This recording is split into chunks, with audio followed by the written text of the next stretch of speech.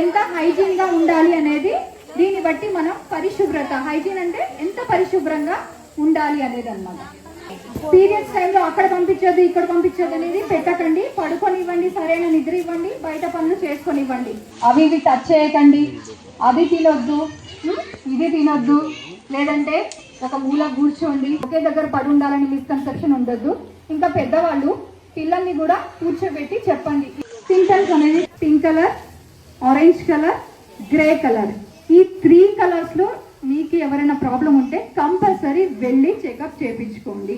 లేదంటే cervical cancer కింద వస్తుంది. ప్రతి 12 సంవత్సరాలు దాటిన ఆడపిల్లలకి వ్యాక్సిన్ వచ్చేసింది సర్వైకల్ క్యాన్సర్. 3 డోసెస్ అనేది కంపల్సరీ వేయించుకోండి. 35 ఇయర్స్ 45 ఇయర్స్ వరకు కూడా వ్యాక్సిన్స్ ఉన్నాయి. వాళ్ళకి 3 to 4 డోసెస్.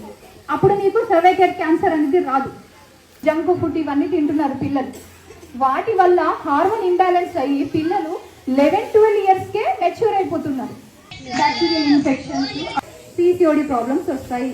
అందుకే మనం ఎవ్రీ డే ఏదైతే ఆహారం తీసుకుంటామో కంపల్సరీ ఒక ఫ్రూట్ అనేది ఉండాలి. డెటాల్ అనేది అందరూ వాడాలి.